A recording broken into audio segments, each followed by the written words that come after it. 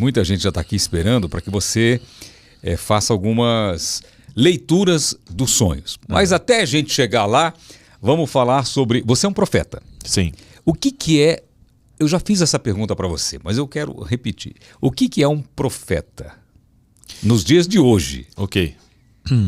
Eu, por muitos anos, pastorei a igreja. E era um pastor da igreja. E Deus falou comigo. Deus disse para mim que estava triste comigo. E Deus disse para mim que eu tinha colocado o meu ministério pastoral na frente do meu ministério profético. E eu deveria inverter as ordens. O que é um profeta? Um profeta, e Deus me disse para mim me posicionar como um profeta, porque ele é um dos 5 ministérios que há no corpo de Cristo. Existe o ministério de apóstolo, existe o ministério de profeta, existe o ministério de evangelista, de pastor e de mestre. São 5 os ministérios.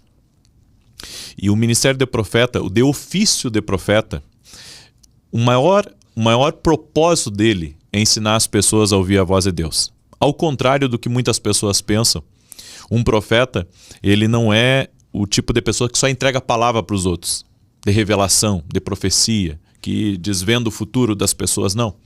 O maior trabalho de um profeta é ensinar você, ensinar outras pessoas a ouvir a voz de Deus, a como perceber que Deus está falando com ele. Tem gente que diz, não, mas não existe profeta. Bem, mas Jesus disse, acautelai-vos dos falsos profetas. Se Jesus falou dos falsos, é porque existem os verdadeiros. Sim, então concordo. É uma questão de entendimento.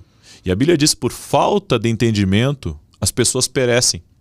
Elas têm acesso a coisas maiores, mas por não terem o conhecimento de como chegar lá, elas acabam perdendo as bênçãos de Deus.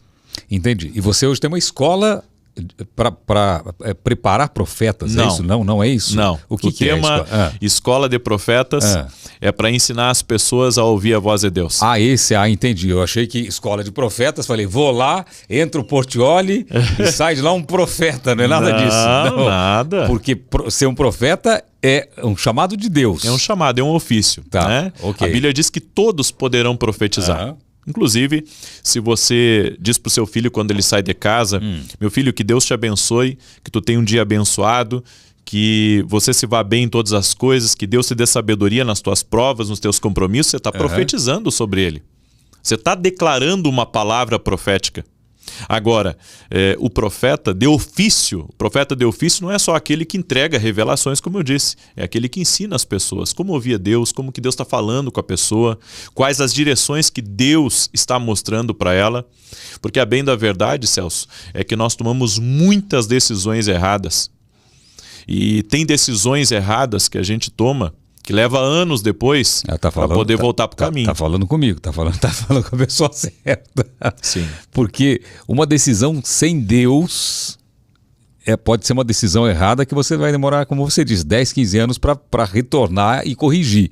Exatamente. Existe como tomar uma decisão correta ouvindo Deus? Com certeza.